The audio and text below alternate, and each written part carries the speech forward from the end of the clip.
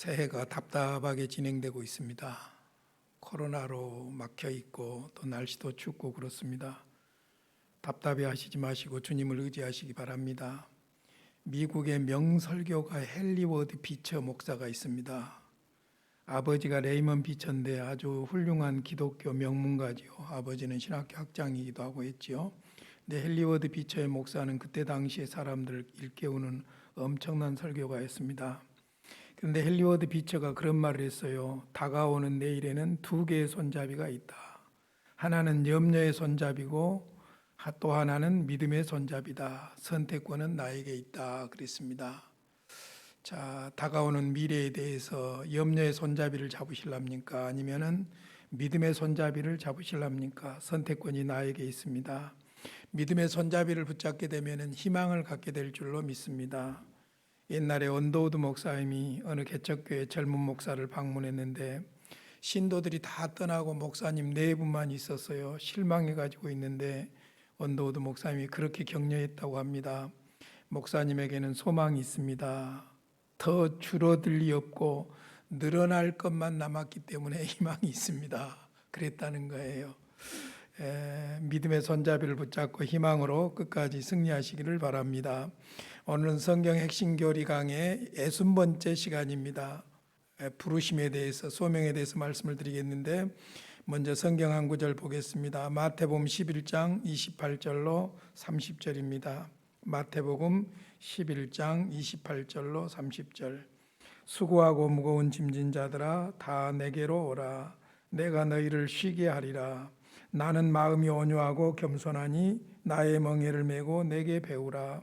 그리하면 너희 마음이 쉼을 얻으리니 이는 내 멍에는 쉽고 내 짐은 가벼움이라 하시니라. 아멘. 지난 시간에 선택에 대해서 말씀을 드렸습니다. 이제 자연스럽게 하나님께서 선택한 사람들을 부르시지요. 그래서 오늘은 부르심에 대해서 말씀을 드리겠는데요. 서론적으로 좀 설명을 해드리겠습니다. 구원의 축복이 어떻게 우리 삶에 구체적으로 적용되는가. 다시요. 구원의 축복이 어떻게 우리 삶에 구체적으로 적용되는가. 지난 시간에 보았지만은 로마서 8장 30절에 보면 또 미리 정하신 그들을 또한 부르시고 부르신 그들을 또한 의롭다 하시고 의롭다 하신 그들을 또한 영화롭게 하셨느니라. 구원의 순서를 말씀하고 있지요. 미리 정하신 그들을, 이건 선택을 말하죠. 또한 부르시고, 당연히 선택된 자들 하나님께서 부르신다는 것이죠. 그러니까 이 세상이 만들어지기도 전에 하나님께서는 우리를 자녀로 미리 정하셨지요. 택하셨지요. 그리고는 그 목적이 뭐냐면 그 아들의 형상을 본받게 만들어 주셨어요. 이 하나님의 목적이 우리 삶 속에서 구체적으로 실현되도록 부르셨습니다. 그것이 바로 소명이지요. 그래서 부를 소, 명령할 명에서 소명 혹은 부르심이라고 그럽니다. 그러므로 하나님의 선택은 하나님의 부르심으로 이어지지요. 왜냐하면 하나님의 영원한 목적을 이루기 위함입니다. 자, 그래서 하나님이 부르셨기 때문에 부르심을 효과적인 부르심이라고 합니다. 하나님의 부르심을 우리가 두 가지로 분리를 해요. 외적 부르심이 있고 내적 부르심이 있는데 조금 이따 설명을 드리겠습니다만은 내적 부르심을 효과적인 부르심이라고 그래요. 그래서 하나님의 부르심은 효과적인 부르심, 에펙티브 콜링이라고 그러는데 효과적인 부르심에 대해서 몇 가지를 말씀을 드리겠습니다. 첫 번째로 부르심은 성부 하나님의 특별한 행위입니다. 성부 하나님의 특별한 행위. 에베소서 1장에서 우리가 성부, 성자, 성령 삼일체 하나님의 구원 역사를 보았지만은 부르심은 성부 하나님의 특별한 행위죠. 만세전에 택하시고 하나님이 부르시지요. 왜냐하면은 성부 하나님께서 로마서 8장 29절에 있는 대로 그 아들의 형상을 본받게 하기 위해서지요. 그 아들의 형상을 본받기 위해서입니다. 그래서 성부 하나님께서 부르셨다는 것을 성경 몇 구절로 증명을 해드리겠습니다. 베드로전서 2장 9절에 보면 우리를 어두운 데서 부르셨다고 그럽니다. 그러나 너희는 택하신 족속이요 왕 같은 제사장들이요 거룩한 나라요 그의 소유가 된 백성이니 이는 너희를 어두운 데서 불러내어 그 기이한 빛에 들어가게 하신 이의 아름다운 덕을 선포하게 하려 하심이라.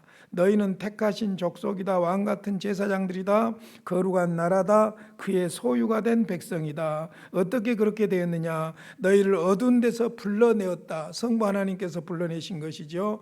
그리고 그 기이한 빛에 들어가게 하신 이의 아름다운 덕을 선포하게 하려 하심이라. 그러니까 하나님의 목적대로 살게 하시려고 택하셨고 부르셨다는 것이죠.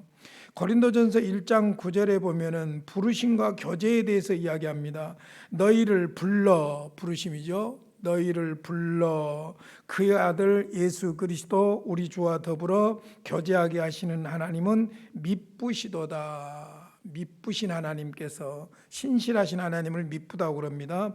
신실하신 하나님께서 너희를 불러 그의 아들 예수 그리스도 우리 주와 더불어 교제하게 하신다. 택하셨다, 부르셨다, 그리고 그리스도와 교제하게 하신다. 먼저 신비한 연합을 이루어 주셨지요.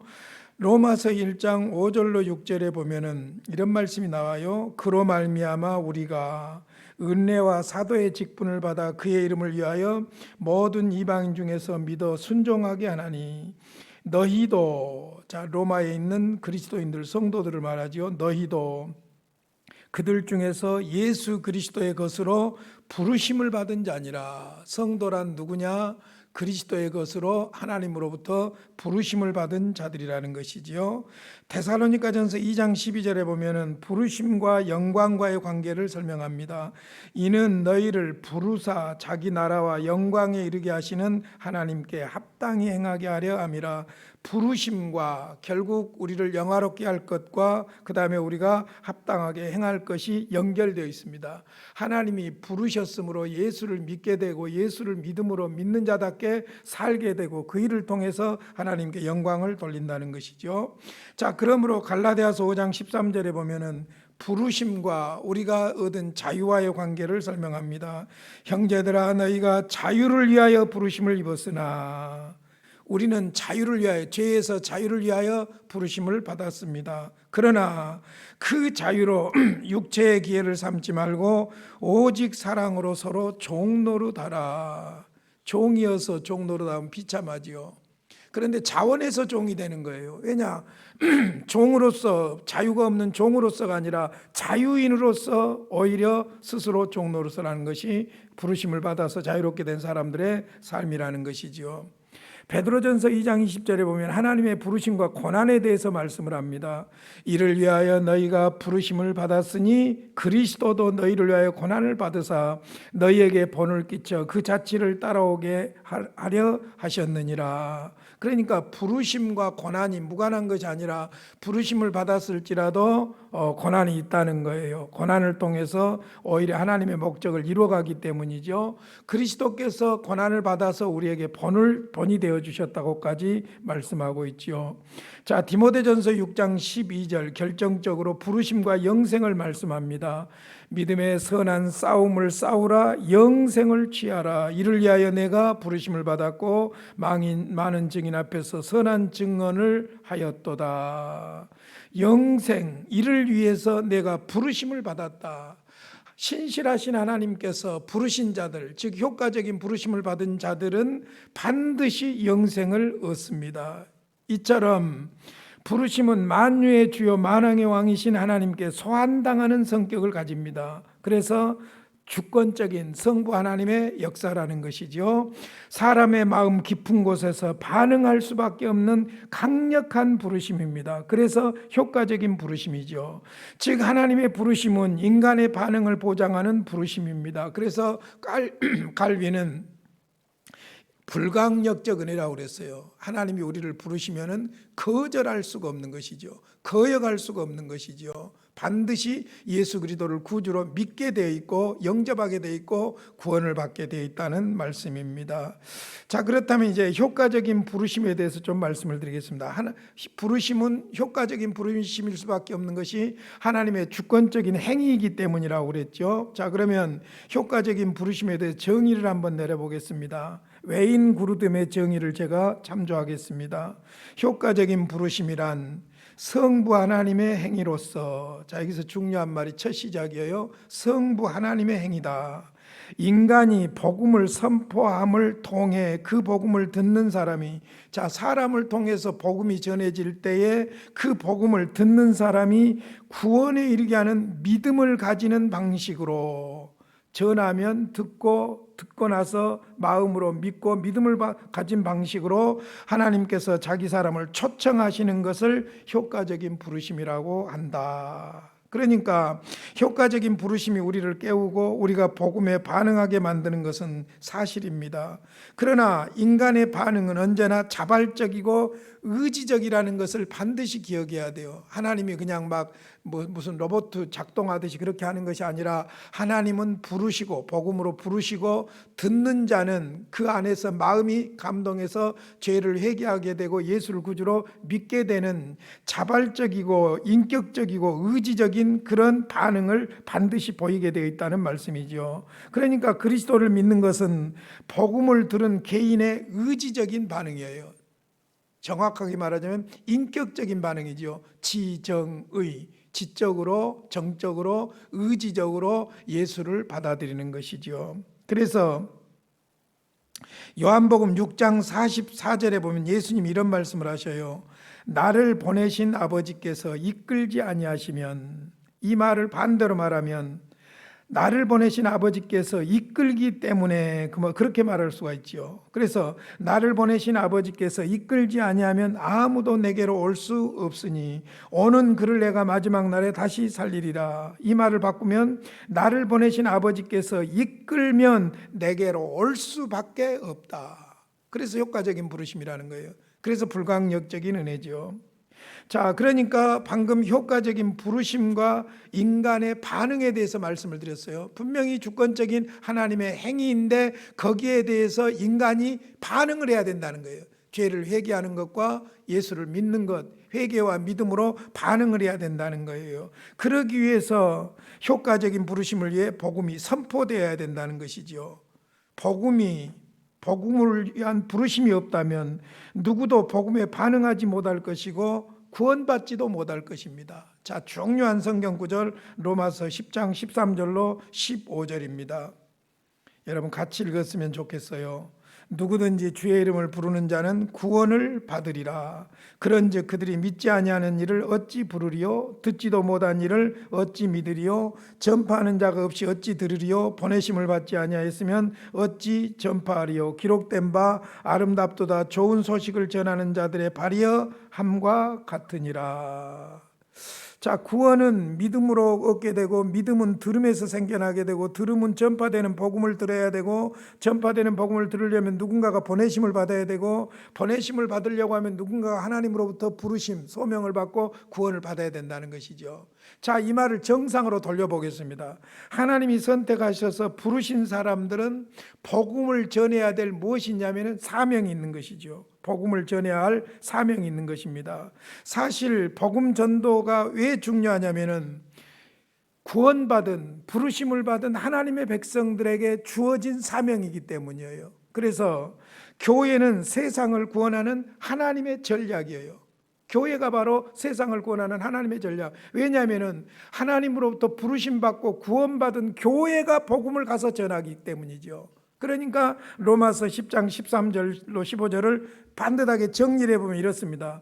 하나님으로부터 선택을 받고 부르심을 받은 사람들, 그리스도인들이 보내심을 받습니다. 보내심을 받은 그들이 가서 복음을 전파합니다. 예수 믿으시오 하고 구원받습니다 하고 복음을 전합니다. 복음을 전하면 듣습니다. 들을 때에 두 가지 반응이 나타나요. 하나는 반응하지 않은 경우고 하나는 반응하는 경우예요. 반응하는 경우는 어떤 경우가 있냐면은 죄를 회개하고 예수를 구주로 믿게 되는 것이죠. 그래서 믿게 됩니다. 들으면 믿게 되고 믿으면 예수를 구주로 부르게 돼 있고 그들은 어떻게 돼 있습니까? 구원을 받는다는 것입니다. 그래서 그 말씀을 역으로 그렇게 말하는 거예요. 누구든지 주의 이름을 부르는 자는 구원을 받으리라. 그런즉 그들이 믿지 아니하는 일을 어찌 부르리요? 듣지 못한 일을 어찌 믿으리요? 전파하는 자가 없이 어찌 들으리요? 보내심을 받지 아니하였으면 어찌 전파하리요? 기록된 바 아름답도다 좋은 소식을 전하는 자들의 발이여 함과 같으니라. 그러니까 교회야말로 세상을 구원하는, 세상을 변화시키는 하나님의 유일한 전략이에요. 국가가 아니에요, 여러분. 어떤 조직이 아니에요. 구원받은 하나님의 백성들, 교회가 바로 하나님의 세상을 구원하는 전략이라는 것이죠. 그래서 교회가 해야 될 가장 중요한 일이 무엇이냐? 복음을 전하는 일이에요. 영혼을 구원하고 살리는 일이에요. 그것은 어떻게 하느냐? 인간적으로 막 어떻게 하는 것이 아니라 성경에서 말씀하신 대로 우리가 믿고 받아들인 복음을 그대로 전하는 거예요. 그러니까 실질적으로 누가 진심으로 복음을 전할 수 있느냐? 복음을 듣고 받아들이고 구원받은 사람들이 또 복음을 전할 수 있는 거예요. 자기가 믿지도 않으면서 전할 수는 없는 것이죠. 자, 데살로니가 후서 2장 13절로 14절에 보면은 선택과 복음 선포를 설명하고 있습니다. 주께서 사랑하시는 형제들아, 우리가 항상 너희에 관하여 마땅히 하나님께 감사할 것은 하나님이 처음부터 너희를 택하사 성령의 거룩하게 하심과 진리를 믿음으로 구원을 받게 하심이니. 자, 하나님이 택했다. 성령의 거룩하게 하심과 진리를 믿게 하심으로 구원을 받게 하셨다. 이를 위하여, 이 구원을 위하여 우리의 복음으로 너희를 부르사 우리 주 예수 그리스도의 영광을 얻게 하려 하심이라. 그러니까 우리도 누군가로부터 전해진 것을 받은 거예요. 그러죠. 그래서 교회는 에베소서에 나와 있는 대로 사도들과 선지자들의 터 위에 세워져 있습니다. 사도들과 선지자들의 터 위에 세워져 있다는 말이 무슨 말이냐면은 구약 선지자들이 전해준 약속의 메시지가 그리스도고, 그리고는 그리스도께서 오셨고, 오신 그리스도께서 복음을 이루셨고, 이루신 대로 제자들, 사도들이 예수 그리스도의 죽으심과 부활을 선포하셨지요. 그 사도들이 전해준 십자가에 죽으시고 부활하신 예수 그리스도를 믿는 자들이 구원을 받았고 그들이 교회가 된 거예요. 그러니까 교회의 기초가 뭐냐면은 사도들이 전해준 예수 그리스도가 바로 기초가 된 것이지요. 그러므로 당연히 예수를 받아들이고 영접하고 구원받은 하나님의 백성들은 당연히 복음을 전해야 된다는 것입니다. 여러분, 우리가 구원론을 공부하면서 자꾸 예정이니 선택이니 하면서 자꾸 부정적으로 복음을 전할 필요가 없다는 운명론이나 기계론적인 그런 이론들을 받아들이려고 하는데 절대 그렇지 않아요. 100% 하나님이 하십니다. 그런데 100% 인간을 통해서 하십니다. 그런데 인간을 통해서 했기 때문에 하나님과 인간이 합작했다고 말하느냐? 그게 아니에요. 100% 하나님이 하신 거예요. 은혜로 우리를 구원해 주셨으니까 우리가 감사 감격해서 전하는 것이잖아요.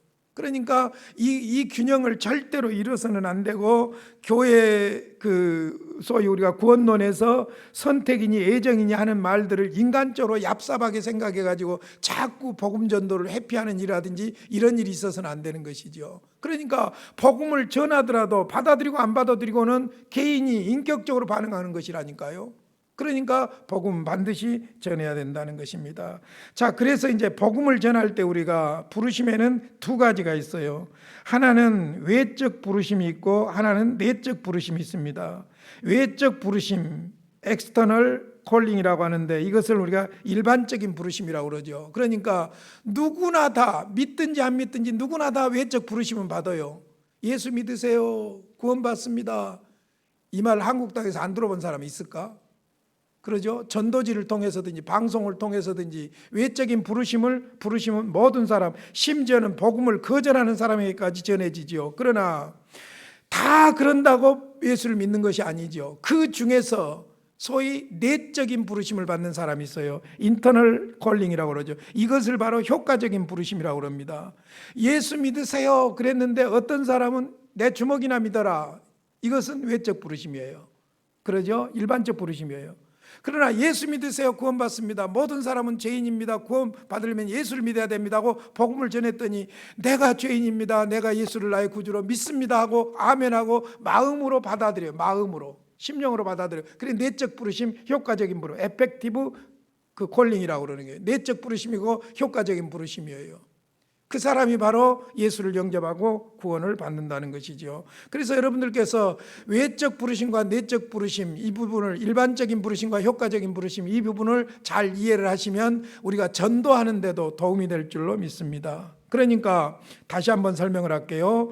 복음의 부르심은 모든 사람에게 제공됩니다. 심지어 거부되는 사람에게도 전해집니다. 그래서 외적 부르심 혹은 일반적인 부르심이라고 합니다. 그러나 효과적인 부르심은 사람들의 마음 깊은 곳에서 자발적이고도 실제적인 반응을 이끌어냅니다. 그래서 내적인 부르심 혹은 효과적인 부르심이라고 합니다. 아주 좋은 예가 하나 있어요. 사도행전 16장 14절에 보면 바울 사도가 빌립보에 가서 복음을 전할 때의 이야기입니다.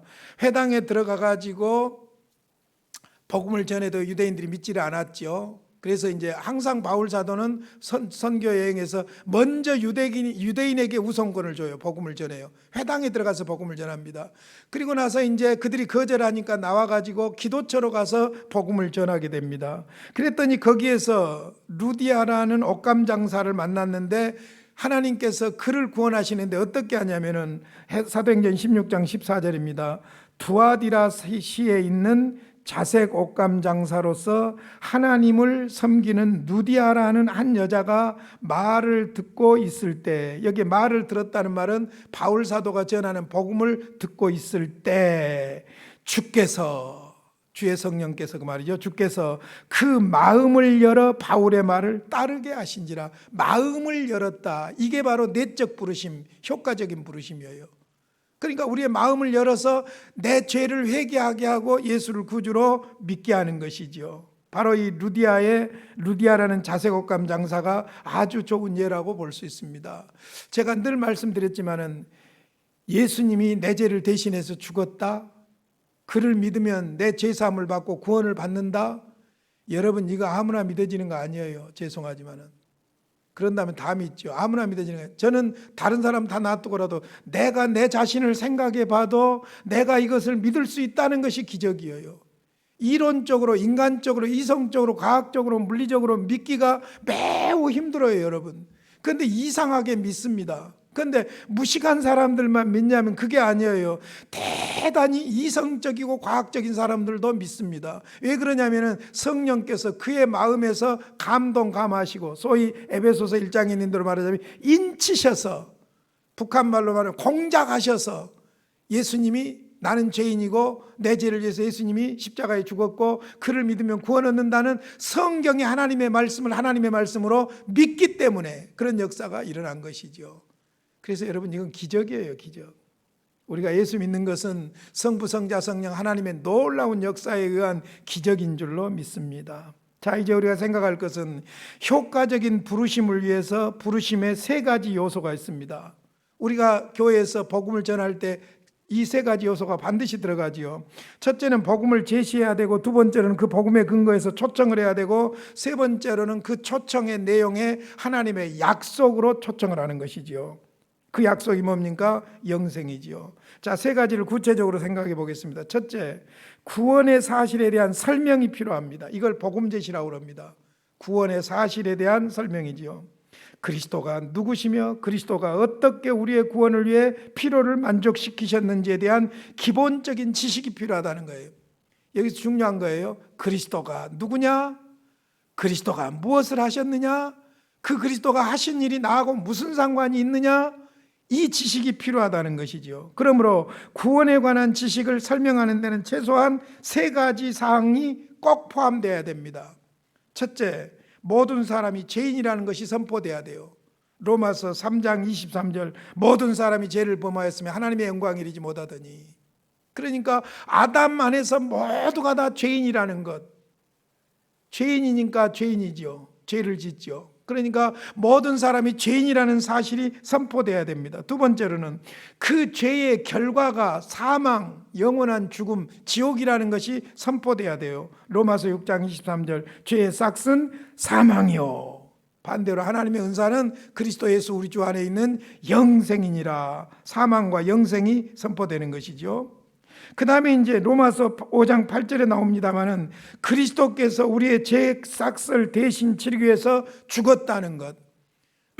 우리가 아직 죄인 되었을 때 그리스도께서 우리를 위하여 자신을 드림으로 하나님의 사랑을 나타냈다. 우리는 죄인이어서 아직 아무것도 모를 때 그렇게 하셨다는 것이죠. 그러니까 세 가지입니다. 사람은 죄인입니다. 죄의 삭은 사망입니다. 거기서 구원받을 수 있는 길은 예수님인데 예수님은 우리 죄를 대신해서 십자가에 죽었습니다.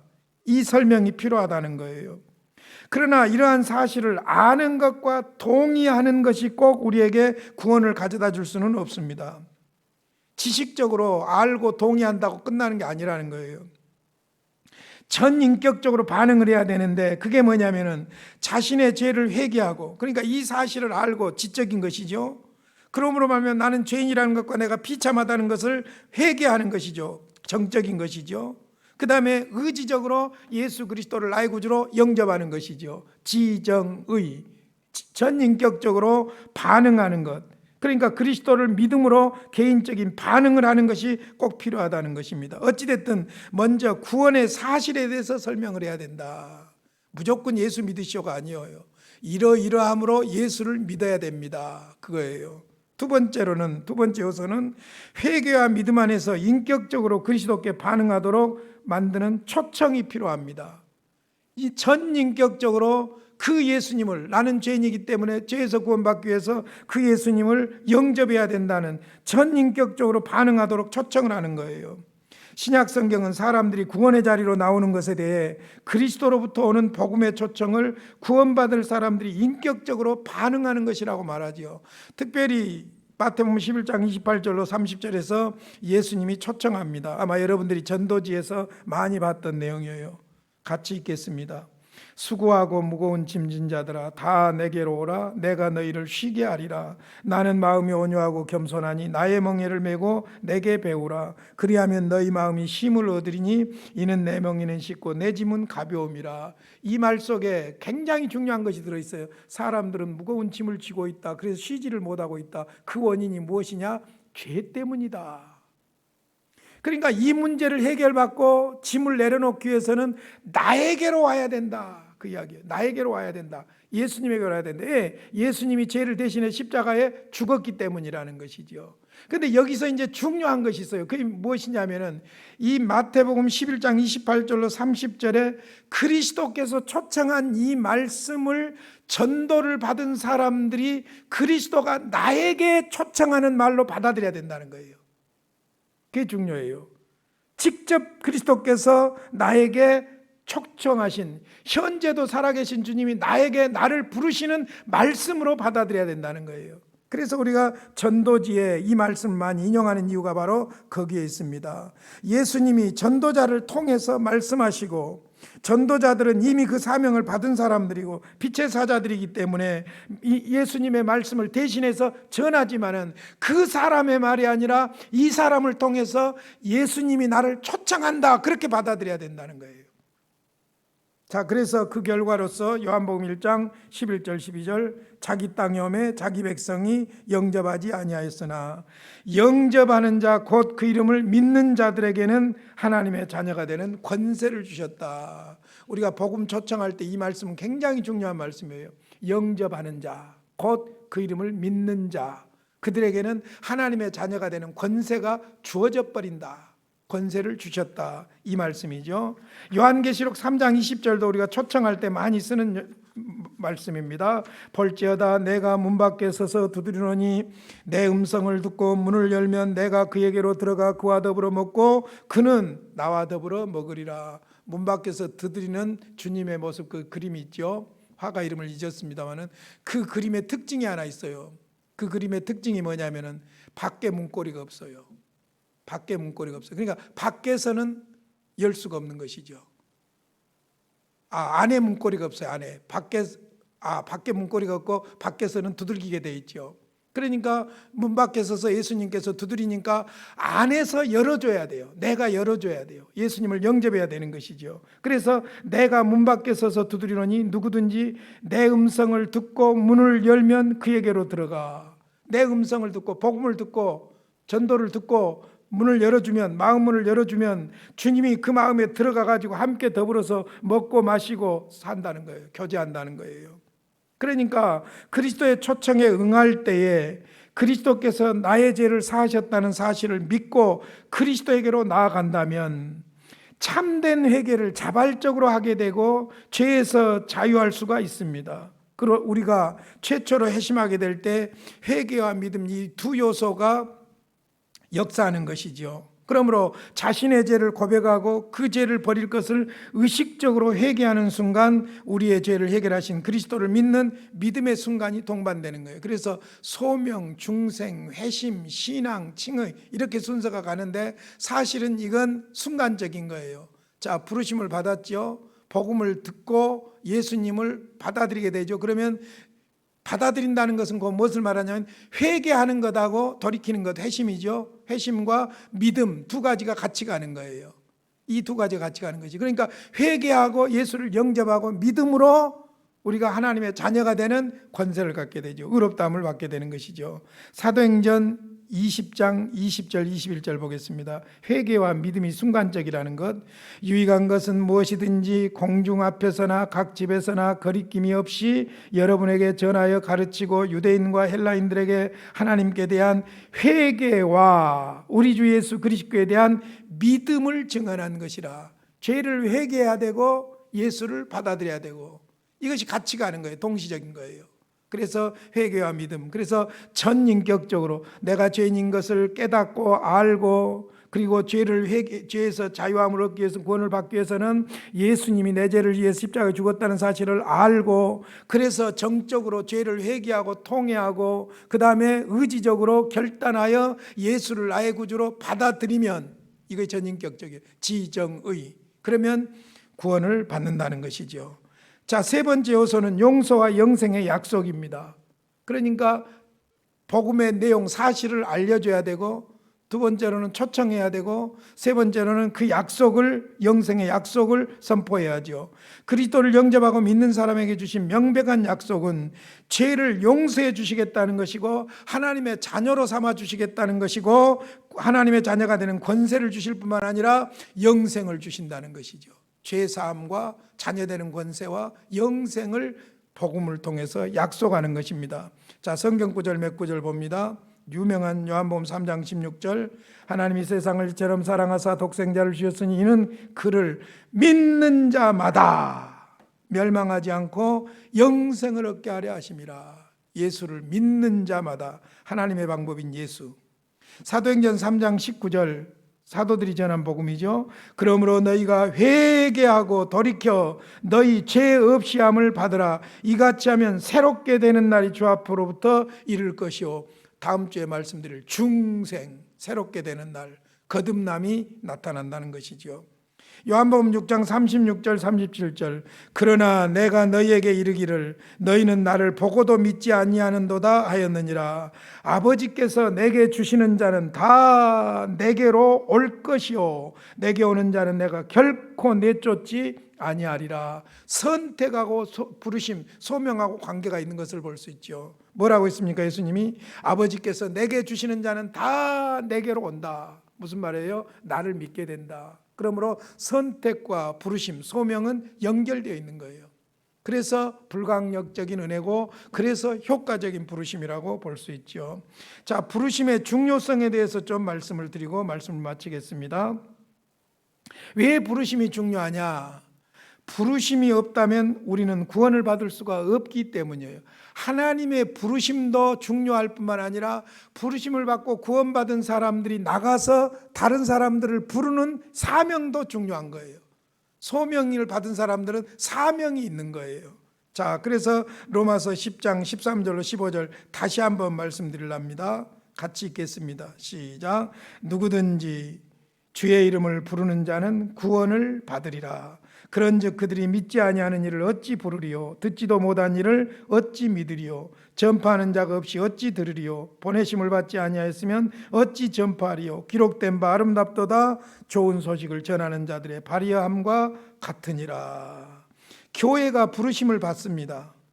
부르심을 받은 교회가 보내심을 받습니다. 보내심을 받은 그들이 가서 전파합니다. 전파하는 말씀을 듣습니다. 듣는 사람들 중에 효과적으로 전인격적으로 반응하는 사람들이 생겨납니다. 그래서 믿습니다. 믿는 자들은 예수를 구주라고 부릅니다. 그들은 구원을 받습니다. 그러므로 여러분, 부르심이 중요한 거예요. 교회는 세상을 구원하는 하나님의 전략이에요. 하나님의 전략이에요. 왜? 우리가 하나님으로부터 부르심을 받았기 때문에 그래서 구원을 받았기 때문에 우리가 하나님의 이름으로 또 다른 사람에게 복음을 전해서 그들을 불러야 될 줄로 믿습니다. 그러므로 하나님은 복음의 초청에 대한 반응이 없이 자동적으로 우리를 구원하지 않습니다. 하나님은 우리의 전 인격을 요구하십니다.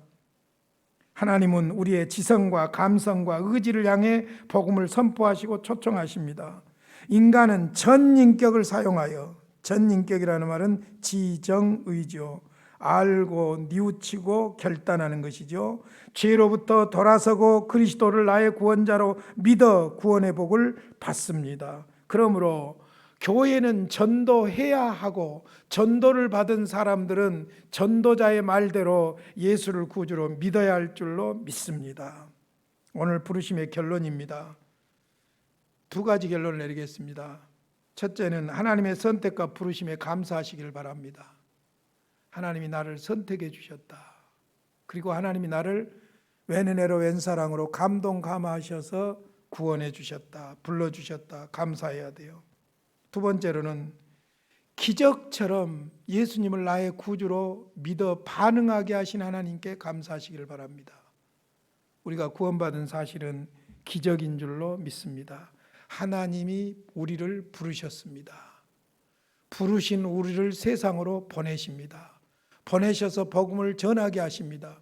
복음을 듣는 자들 중에 또 선택된 자들이 예수 그리스도를 구주로 믿게 되고, 그래서 구원을 받게 됩니다. 그래서 세상을 구원하는 하나님의 전략은 교회고, 교회는 하나님으로부터 선택받고 부르심을 받은 하나님의 가족인 줄로 믿습니다.